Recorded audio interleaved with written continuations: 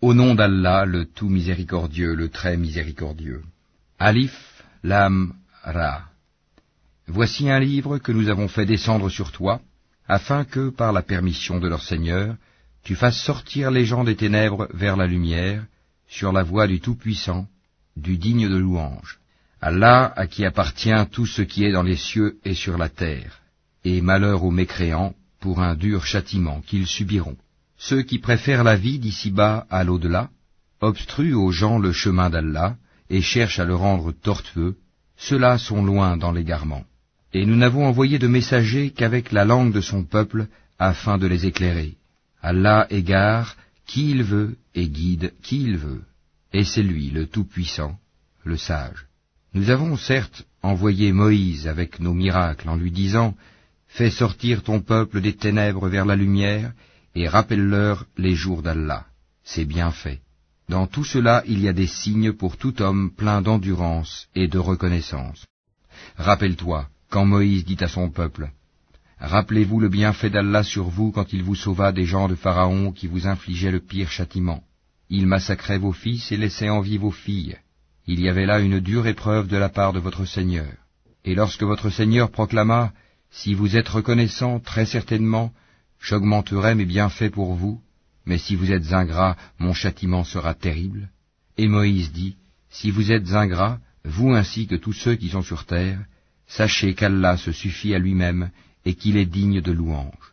Ne vous est-il pas parvenu le récit de ceux d'avant vous, du peuple de Noé, des Had, des Tamoud, et de ceux qui vécurent après eux, et que seul Allah connaît?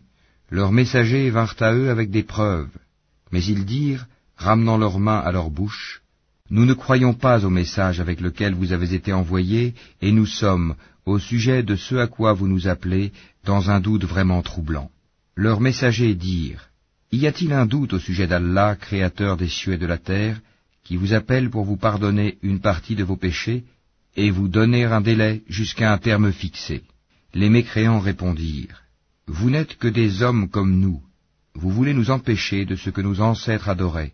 Apportez-nous donc une preuve évidente. » Leurs messagers leur dirent, « Certes, nous ne sommes que des humains comme vous, mais Allah favorise qui il veut parmi ses serviteurs. Il ne nous appartient de vous apporter quelques preuves que par la permission d'Allah, et c'est en Allah que les croyants doivent placer leur confiance. Et qu'aurions-nous à ne pas placer notre confiance en Allah alors qu'il nous a guidés sur les sentiers que nous devions suivre? Nous endurerons sûrement la persécution que vous nous infligez. Et ceux qui ont confiance en Allah s'en remettent entièrement à lui. Et ceux qui ont mécru dirent à leurs messagers, « Nous vous expulserons certainement de notre territoire, à moins que vous ne réintégriez notre religion. » Alors leur Seigneur leur révéla, « Assurément, nous anéantirons les injustes. Et vous établirons dans le pays après eux. Cela est pour celui qui craint ma présence et craint ma menace. » Et ils demandèrent à Allah la victoire, et tout tyran insolent fut déçu. L'enfer est sa destination, et il sera abreuvé d'une eau purulente, qu'il tentera d'avaler à petites gorgées, mais c'est à peine s'il peut l'avaler. La mort lui viendra de toutes parts, mais il ne mourra pas, et il aura un châtiment terrible. Les œuvres de ceux qui ont mécru en leur Seigneur sont comparables à de la cendre violemment frappée par le vent dans un jour de tempête. Ils ne tireront aucun profit de ce qu'ils ont acquis. C'est cela l'égarement profond. Ne vois-tu pas qu'Allah a créé les cieux et la terre pour une juste raison? S'il voulait, il vous ferait disparaître et ferait venir de nouvelles créatures. Et cela n'est nullement difficile pour Allah. Et tous comparaîtront devant Allah. Puis, les faibles diront à ceux qui s'enflaient d'orgueil, « Nous étions bien vos suiveurs, pouvez-vous nous être de quelque utilité contre le châtiment d'Allah ?» Alors les autres diront, « Si Allah nous avait guidés, nous vous aurions certainement guidés. Il est indifférent pour nous de nous plaindre ou d'endurer, nous n'avons pas d'échappatoire. » Et quand tout sera accompli, le diable dira, « Certes, Allah vous avait fait une promesse de vérité, tandis que moi, je vous ai fait une promesse que je n'ai pas tenue. Je n'avais aucune autorité sur vous, si ce n'est que je vous ai appelé, et que vous m'avez répondu. Ne me faites donc pas de reproches, mais faites-en à vous-même. Je ne vous suis d'aucun secours, et vous ne m'êtes d'aucun secours. je vous renie de m'avoir jadis associé à Allah. Certes, un châtiment douloureux attend les injustes, les associateurs. Et on fera entrer ceux qui croient et font de bonnes œuvres dans les jardins sous lesquels coulent les ruisseaux, pour y demeurer éternellement, par permission de leur Seigneur. Et là, leur salutation sera « Salam, paix ». N'as-tu pas vu comment Allah propose en parabole une bonne parole pareille à un bel arbre dont la racine est ferme et la ramure s'élançant dans le ciel? Il donne à tout instant ses fruits.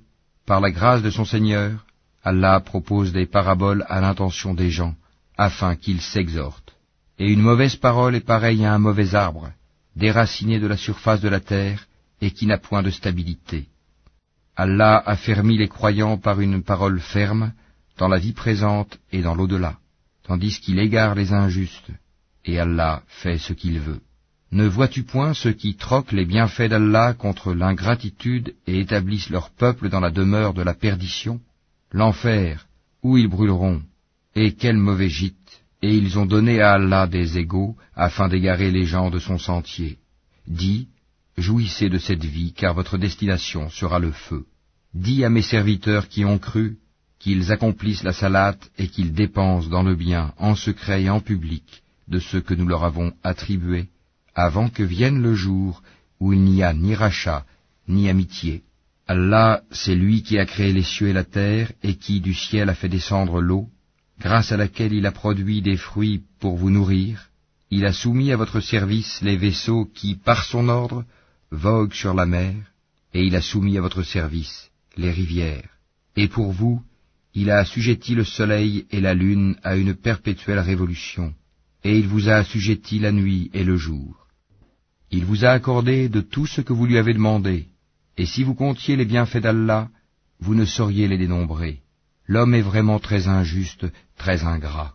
Et rappelle-toi, quand Abraham dit « Ô mon Seigneur, fais de cette cité un lieu sûr, et préserve-moi ainsi que mes enfants de l'adoration des idoles. Ô mon Seigneur, elles, les idoles, ont égaré beaucoup de gens. Quiconque me suit est des miens.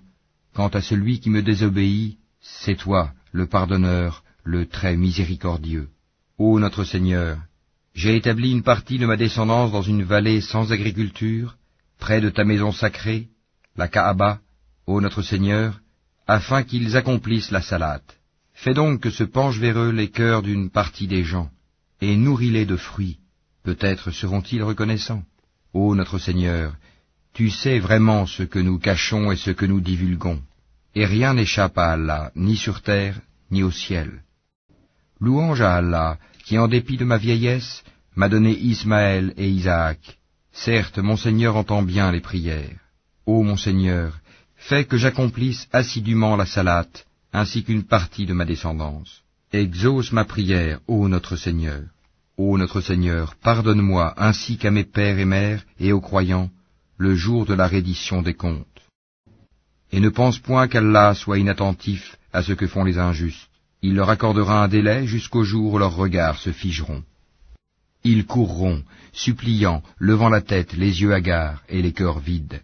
Et avertis les gens du jour où le châtiment les atteindra, et ceux qui auront été injustes diront, « Ô notre Seigneur, accorde-nous un court délai, nous répondrons à ton appel et suivrons les messagers. N'avez-vous pas juré auparavant que vous ne deviez jamais disparaître? Et vous avez habité les demeures de ceux qui s'étaient fait du tort à eux-mêmes. Il vous est apparu en toute évidence comment nous les avions traités, et nous vous avons cité les exemples. Ils ont certes comploté. Or, leur complot est inscrit auprès d'Allah, même si leur complot était assez puissant pour faire disparaître les montagnes. Ne pense point qu'Allah manque à sa promesse envers ses messagers. Certes, Allah est tout-puissant et détenteur du pouvoir de punir. Au jour où la terre sera remplacée par une autre, de même que les cieux, et où les hommes comparaîtront devant Allah, l'unique, le dominateur suprême. Et ce jour-là tu verras les coupables, enchaînés les uns aux autres. Leurs tuniques seront de goudron, et le feu couvrira leur visage. Tout cela afin qu'Allah rétribue chaque âme de ce qu'elle aura acquis. Certes, Allah est prompt dans ses comptes. Ceci est un message, le Coran, pour les gens, afin qu'ils soient avertis, qu'ils sachent qu'il n'est qu'un Dieu unique, et pour que